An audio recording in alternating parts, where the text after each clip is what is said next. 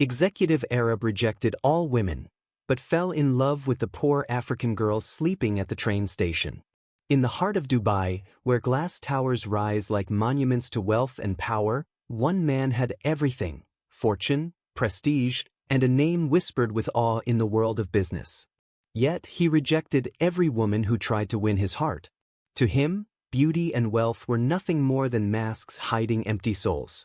But one night, in the dim light of a crowded train station far from his empire, he saw her. A poor African girl with nothing but the clothes on her back, asleep on a wooden bench. And in that moment, everything he thought he knew about love and destiny changed forever. Before we begin, make sure to subscribe to the channel, like this video, and turn on notifications. This helps us. Khalid Al Mansour was a name etched in gold across the skyline of Dubai. At 40 years old, he was one of the most powerful executives in the Middle East, the head of Al Mansour Holdings, a conglomerate that stretched from oil refineries to luxury hotels. His image appeared on magazine covers, his speeches filled auditoriums, and his handshakes sealed billion-dollar deals. To the outside world, Khalid was a man who had everything. But to those who dared to look closer, there was a mystery he never allowed anyone to solve. Khalid Al Mansour rejected love. It wasn't as if women hadn't tried. The most beautiful models in Paris sent him private invitations. Heiresses of the richest families in London and Riyadh flew across continents just to meet him.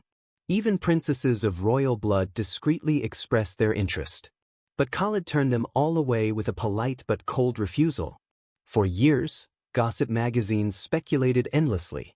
Was he heartbroken from a secret affair? Was he incapable of love? Or had wealth and power made him immune to human connection?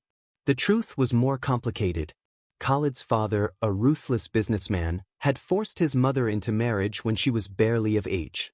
His childhood had been filled with silence, broken only by the sound of arguments muffled behind locked doors.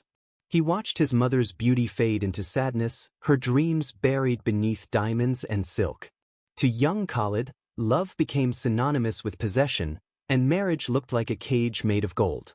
From that moment on, he swore he would never let himself be trapped, never confuse convenience with destiny. Years passed, and Khalid grew into a man whose discipline was legendary. He rose before dawn to exercise, worked 16-hour days, and studied financial reports as if they were sacred texts.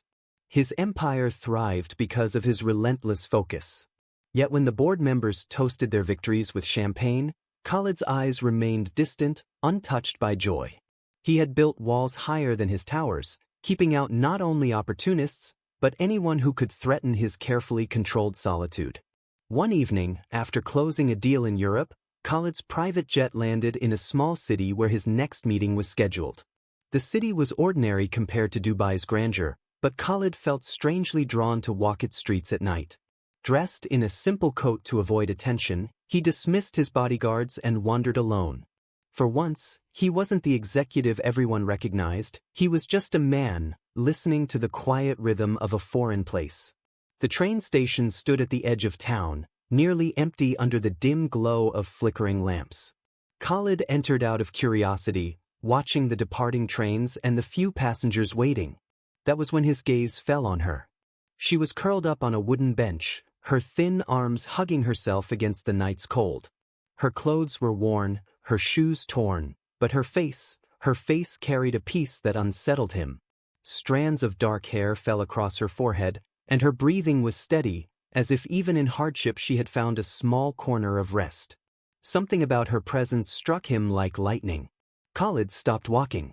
For the first time in years, he felt his chest tighten, not with the pressure of negotiations, not with the weight of responsibility, but with something fragile and terrifying: compassion.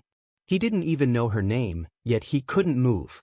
He was a man who had rejected queens and heiresses without hesitation, and now, here he was, staring at a girl who had nothing. The station guard noticed Khalid staring and muttered under his breath, "She's been here for weeks. Poor thing has nowhere to go." His words only deepened Khalid's curiosity. Why was she here? What had brought her so far from home? The girl stirred, sensing movement near her. Her eyes opened slowly, revealing a depth that startled him. They were tired, yes, but not defeated. They carried the weight of storms, yet also a spark of resilience. She sat up, embarrassed, pulling her coat tighter around her. "Sorry," she whispered, her voice soft but clear. "I didn't mean to be in the way." Khalid had heard hundreds of voices beg him for contracts, plead for investments, even flirt for attention. But never had a voice pierced his heart like this one. It wasn't her apology that struck him, it was her dignity. Even in poverty, she refused to see herself as less. "What's your name?" Khalid asked, his tone uncharacteristically gentle. She hesitated, suspicious of a stranger in an expensive coat. "Amina," she replied finally. "Why do you ask?" Khalid didn't know how to answer. He didn't know why he asked. All he knew was that his world, built on numbers, wealth, and rejection, suddenly tilted because of a girl named Amina who slept in a train station.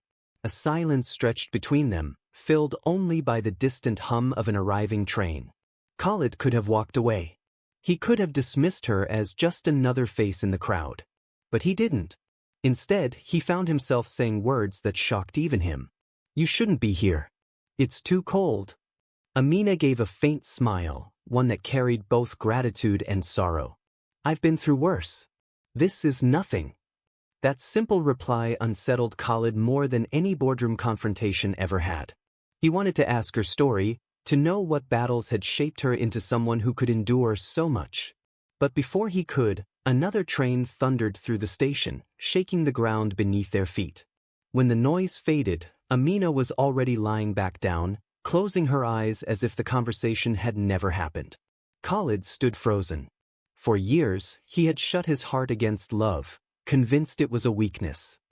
The following morning, Khalid woke up in his five-star hotel suite, surrounded by glass walls overlooking the city. A breakfast tray waited on the polished marble table, exotic fruits, freshly baked bread, and rich Arabian coffee. Yet, for the first time in years, he couldn't taste anything. His mind was still back at that train station, replaying the image of Amina curled on that bench, fragile and yet unbroken. Khalid had trained himself to forget distractions. He had no time for weakness. His empire demanded a man of steel. But that night had unsettled him. The echo of her words, "I've been through worse. This is nothing," haunted him. What could be worse than sleeping on a cold bench, alone and forgotten? He wanted to know. He needed to know. At noon, Khalid dismissed his assistants and skipped his scheduled lunch with investors. Instead, he put on the same plain coat as the night before and returned to the station. He wasn't sure what he expected to find. Perhaps she had left, vanished into the endless river of the forgotten. But she was there. Sitting upright this time, her hands folded on her lap, her eyes scanning the floor as if searching for strength in invisible places. When she noticed him approaching, her brows furrowed. "You again?" she asked, her voice neither hostile nor welcoming. "Just surprised." Khalid stopped a few steps away. He wasn't used to hesitation. He was a man who walked into boardrooms and commanded silence. Yet with her, he felt strangely cautious, almost humbled. "Yes," he admitted. "I wanted to see if you were all right." Amina tilted her head, studying him. "Why would someone like you care about someone like me?" Her words were sharp, but not bitter. They were honest, and honesty was something Khalid rarely encountered in his world of masks and pretenses. He searched for an answer but found none that satisfied him. "Because I can't stop thinking about you," he confessed, shocking himself as much as her. Amina laughed softly, shaking her head. "You must be joking. I am invisible here. People walk past me every day, and no one even looks twice." "Not to me," Khalid said firmly. "I saw you." The silence that followed was heavy. Amina looked away, her jaw tightening. For a moment, Khalid thought she might stand up and leave. Instead she asked, "Why? What do you want from me?" Her suspicion was justified. Men who noticed women like her usually wanted something. Khalid understood her distrust, but he wasn't prepared for how deeply it cut him. "I don't want anything," he said quietly. "I just want to know your story." Amina let out a breath, her shoulders sinking. "Stories don't feed the hungry. Stories don't change anything." "Sometimes they do," Khalid replied, his eyes locked on hers. For the first time, Amina's gaze softened. Perhaps it was the way he said it, without arrogance, without pity. Perhaps she recognized sincerity in a man who had no reason to lie. She didn't speak, but she didn't walk away either. Khalid sat on the bench across from her, the cold wood pressing against his back. Passers-by glanced at him in confusion. What was a wealthy Arab executive doing in a train station, sitting with a homeless girl? But Khalid didn't care. For once, their opinions meant nothing. Minutes stretched into silence until Amina finally spoke. I came from Nairobi. My father died when I was 12, and my mother worked herself to the bone just to keep us alive. When she passed, I had nothing left. No money. No family. I thought coming here would give me a chance, but I was wrong. Her voice cracked, but she kept her chin high. I tried to find work. They told me I needed documents I couldn't afford. I tried to clean houses. They said I wasn't qualified. And so here I am. Just another shadow people pretend not to see. Khalid listened, his chest tightening with every word. He had spent years surrounded by luxury, insulated from pain. But Amina's story broke through his armor like sunlight piercing glass. Her resilience, her ability to sit upright after so much loss, humbled him. You don't deserve this, he said, his voice thick. Amina gave a bitter smile. Deserve has nothing to do with it. Life doesn't ask what you deserve. Khalid looked at her hands, trembling slightly from the cold. Without thinking, he reached into his coat and pulled out a small leather wallet. He extended a few crisp bills toward her. Take this. At least buy yourself food. Her eyes flared with anger. She shoved the money back at him.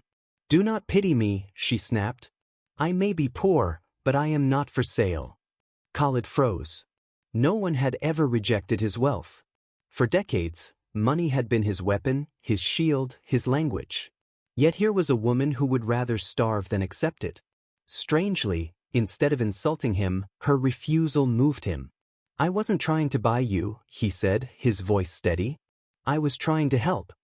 Then help differently, Amina whispered, her eyes glistening with tears she refused to let fall. Khalid's heart pounded.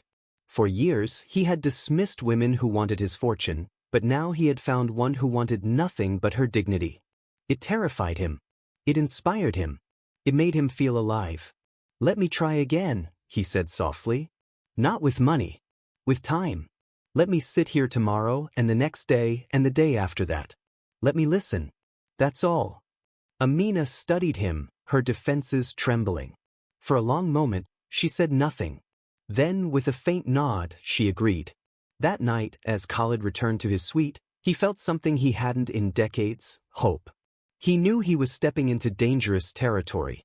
His empire was built on control, and Amina was the one variable he could not calculate. But he didn't care. For the first time, Khalid Al-Mansour wanted to risk everything. And deep down, he knew the world would soon try to tear them apart.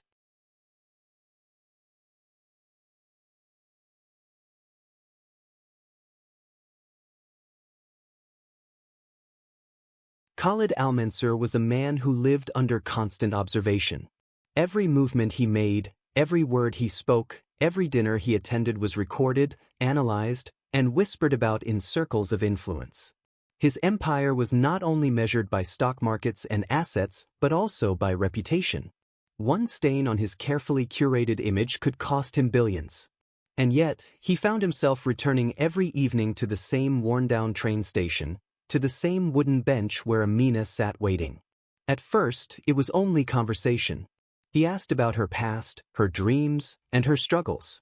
She spoke sparingly, never giving more than necessary, as if each word had to be earned. In return, he told her pieces of himself, things he had never revealed to anyone, not even his closest advisors.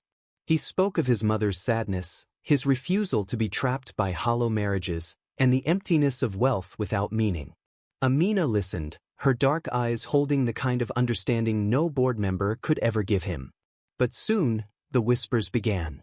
One of his aides, sent to retrieve him one night, spotted Khalid walking from the station. The aide said nothing, but rumors have their own wings. Within days, members of the board were asking discreet questions. Who was this girl? Why was their esteemed chairman seen in such a place? It didn't take long before an associate, a man named Faisal who had known Khalid since university, confronted him directly. "You're risking everything," Faisal warned over a late-night meeting in Khalid's penthouse. "Do you realize how quickly the press will devour this? An Arab billionaire with a homeless girl? They will not show kindness." Khalid's jaw tightened. "Let them talk. I don't live for their approval." Faisal's voice dropped lower, laced with fear. "Your investors do. Your partners do. They will not understand why you waste your time on someone who has nothing." "Perhaps that's why I do it," Khalid said coldly. "Because she has nothing, and yet she is everything they are not." Faisal's eyes widened, realizing Khalid was serious. "You're falling for her, aren't you?" Khalid didn't answer. Silence was enough. Meanwhile, Amina noticed the change in his demeanor each time they met. He was more guarded, distracted, as though shadows followed him. One evening she asked, "Why do you look at me like I'm a problem you can't solve?" Khalid exhaled, leaning back against the bench. "Because you are. You've become the only thing I can't control." Amina frowned. "Control? That's not love. That's fear." Her words hit him harder than any critic ever had. For years, he prided himself on control. Yet with her, it felt like holding sand in his fist. The tighter he tried to grip, the more he risked losing. Their fragile bond was tested further one night when two sharply dressed women appeared at the station. They were acquaintances of Khalid, both socialites who often circled the wealthy like moths around fire. They spotted him instantly, their laughter echoing through the empty platform. "Khalid," one of them called, feigning surprise. "What on earth are you doing here?" He stood, his posture instantly shifting into the commanding figure the world knew. But before he could answer, their eyes flicked toward Amina. Their laughter grew sharper. "Oh," the second woman sneered. "I see. This is why you refuse real women?" Amina lowered her head, shame burning her cheeks. Khalid's fists clenched at his sides. He wanted to silence them, to make them feel the weight of their cruelty. But he knew violence wouldn't protect Amina, it would only humiliate her further.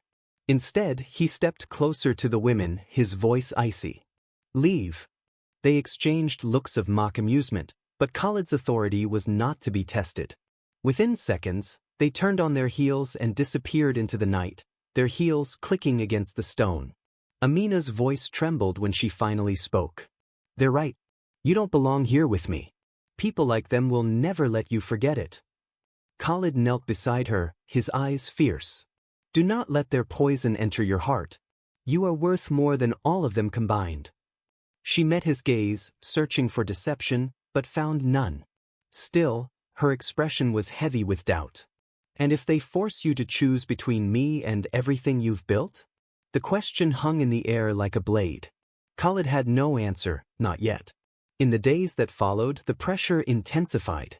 Investors whispered about strange behavior. Journalists asked leading questions. Even his own family reached out, warning him to protect the Al-Mansur legacy. And every night, Khalid sat on that bench, watching Amina battle between trust and fear. Then came the breaking point. One evening, as rain poured down in heavy sheets, Khalid arrived to find the station empty. The bench where Amina always sat was deserted. Panic surged through him. He searched every corner, his tailored suit soaked through, until finally he spotted her standing beneath the awning, her face streaked with tears. "I can't do this," she whispered when he reached her. His chest tightened. "Do what?" "Be the scandal that ruins you. Be the shadow that follows your empire. You deserve someone who fits into your world." "I don't." Khalid stepped closer, rain dripping from his hair. "And what if I don't want someone who fits into my world? What if I want someone who makes me leave it behind?" Amina shook her head, retreating a step. "You say that now.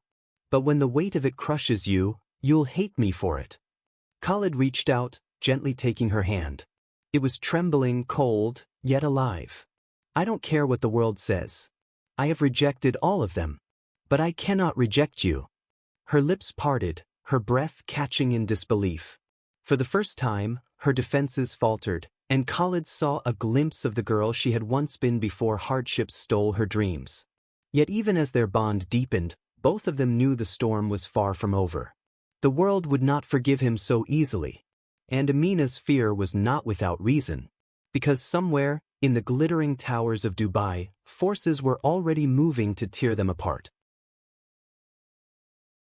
Back in Dubai, the skyline glittered with promise, but for Khalid Al Mansour, it felt like a cage of glass and steel closing in. Every evening he thought of the train station, of Amina's trembling hand in his.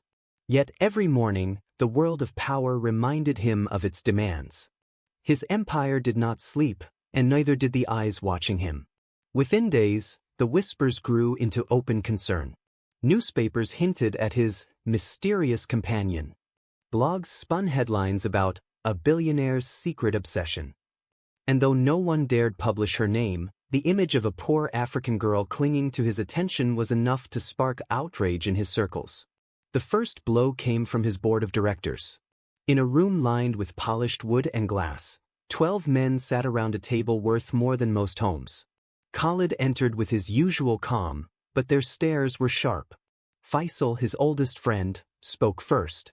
"Khalid," he began carefully, "rumors about your relationship are spreading. Investors are nervous. Our partners in Europe are questioning your judgment." Khalid's eyes narrowed. "My personal life is not their concern." "It becomes their concern when billions are at stake," another board member snapped. "You built this empire on discipline and respect. If you're seen as reckless—" "I am not reckless," Khalid interrupted, his voice slicing through the room. "For years, I've rejected false alliances, marriages built on money and status. And now, because I see value in someone who has nothing, you call it reckless." The room fell into uneasy silence. But Khalid could feel their judgment pressing down on him like chains. That night, he returned to Amina, his chest heavy. She sat on her familiar bench, her eyes lighting up when she saw him. But her smile faded when she noticed his exhaustion. "They confronted you, didn't they?" she asked softly. Khalid sank beside her, rubbing his temples. "They believe I am losing control. That I am risking everything for you." Amina's expression tightened. "Then maybe they're right. Maybe I should walk away before they destroy you." He caught her wrist, desperation flashing in his eyes. "Don't say that. You are the only thing keeping me human." She looked at him, torn between love and fear. "And if your empire forces you to choose?" Khalid pulled her closer, lowering his voice. "Then I will burn it all to keep you." But even as he said it, he knew the fight was just beginning. Days later, Khalid was summoned by his family. His uncle, Sheikh Omar, a man whose voice carried weight across nations, invited him to a private gathering at the family estate. The marble halls were lined with portraits of ancestors, men who had built legacies with iron fists and calculated alliances. Omar stood by the window, his white beard trimmed neatly, his robe flowing like the desert wind. "Khalid," he said gravely, "I have heard troubling things. They say you are courting disgrace." Khalid straightened his shoulders. "If by disgrace they mean a woman of dignity and strength, then yes." Omar's eyes burned with disappointment. "You would risk everything for a girl sleeping on benches? Do you not understand what you carry? The Al Mansour name is not yours alone. It belongs to generations past and generations to come." "I know exactly what I carry," Khalid replied, his tone sharp. "And I refuse to dishonor it with shallow unions built on money." His uncle's voice thundered. "This is not about money, it is about blood. You cannot mix our lineage with street dust." The insult cut deep, and Khalid's fists trembled. But he held his composure, turning to leave. "If blood means more to you than love, then we are not the same." Omar's final words echoed through the hall. "You will regret this, Khalid. The world will not forgive." Meanwhile, Amina faced her own battles. Strangers began to notice Khalid's visits, whispering in the station. Some mocked her, accusing her of chasing his fortune. Others warned her that men like him only played with women like her before discarding them. Each comment was a blade, reopening wounds she thought had healed. But when Khalid arrived each night, she hid her pain behind fragile smiles. One evening, as they walked together under the fading glow of the station lamps, Amina stopped suddenly. "Why do you keep coming back?" Khalid turned, surprised. "Because I need to." "But why me?" she pressed, her voice trembling. "You could have anyone. You could forget me tomorrow and your life would go on untouched." He stepped closer, his eyes burning with sincerity. "Because when I look at you, I see the truth. You are not blinded by wealth or titles. You see me as a man, not as a king. I don't want to be a king anymore. I just want to be yours." Tears welled in Amina's eyes, but she shook her head. "They will never allow it. Your world will never accept me." "Then I will create a new world," Khalid said, cupping her face in his hands. "One where you and I are enough." She leaned into his touch, her body trembling. For a moment, the storm outside didn't matter. For a moment, it was just them, two souls colliding against the impossible. But fate was not kind. The next morning, a headline spread across Dubai's papers: "Billionaire Arab executive seen with mysterious woman, empire at risk?" The photograph was grainy, but clear enough. Khalid sitting on the train station bench beside Amina, their faces close, their connection undeniable. Within hours, his phone buzzed with calls from furious investors. Business partners threatened to withdraw. His uncle sent an ultimatum. And Amina, reading the paper from a discarded copy on the platform, felt her world collapse. That evening, when Khalid arrived, she wasn't waiting on the bench. He searched the station frantically, his chest pounding, until he found her hidden in the shadows, clutching the newspaper. "You see," she cried, her voice breaking, "they've already turned me into your scandal. They will ruin you, Khalid. I can't let that happen." He took her hands, his grip unyielding. "Listen to me. I have faced enemies in boardrooms, battles over billions, storms that would break weaker men. None of it matters. You matter. And I will fight for you, no matter what it costs." Amina shook her head, tears streaming. "But what if I can't fight with you? What if I'm not strong enough?" Khalid pulled her into his arms, holding her as if the world itself was. The storm had lasted for weeks. Headlines tore Khalid apart, branding him reckless and unfit to lead. Investors abandoned him. His family turned their backs. And yet, he stood firm, anchored only by the thought of Amina. But for Amina, the weight of it was unbearable. One night, she vanished. No note, no trace, only the cold emptiness of the train station bench where she once slept. Khalid searched every street, every shelter, his empire crumbling behind him as he hunted for the only treasure he refused to lose. 3 days later, he found her. She was standing on a bridge at dawn, her thin figure outlined against the rising sun. The sight nearly broke him. "Amina," he called, his voice raw. She turned, her eyes swollen from sleepless nights. "Why do you keep chasing me, Khalid? Don't you see what this is doing to you? You've lost everything. Your company. Your family's respect. And for what? For me." Khalid approached slowly, his chest burning with the truth he could no longer contain. "For you," he said firmly. "Yes. For you." Tears spilled down Amina's cheeks. "But I am nothing compared to what you've lost." He shook his head, stepping closer until their breaths mingled in the cool morning air. "You are everything. Don't you understand? I spent my whole life surrounded by gold and diamonds, and I never felt alive. Then I met you, a girl with nothing, and suddenly I had everything. How could I ever let you go?" Her body trembled. "But what if I break you? What if love isn't enough?" Khalid reached out, taking her hand with unshakable resolve. "Then let me be broken. Because even in pieces, I would rather be with you than whole without you." The words shattered her last defense. A sob escaped her lips as she collapsed into his arms. He held her tightly, as if to prove to the universe that no force, not scandal, not wealth, not fear, could tear them apart. They stood there as the sun rose higher, painting the sky in gold and crimson, a new dawn for both of them. For once, Khalid didn't think about boardrooms or empires. He thought only of her heartbeat pressed against his chest, the one rhythm that gave his life meaning. Weeks later, when the dust settled, Khalid faced the ruins of his empire. His uncle's threats had stripped him of his titles. Investors had abandoned him. But he didn't care. Because beside him, walking into a humble new apartment, was Amina. Her laughter filled the empty rooms more than chandeliers ever could. Life was no longer marble halls and glittering parties. It was simple meals shared at a small table, walks by the river, whispered dreams at night. And in that simplicity, Khalid discovered a wealth greater than any empire could offer, love without condition. One evening, as they sat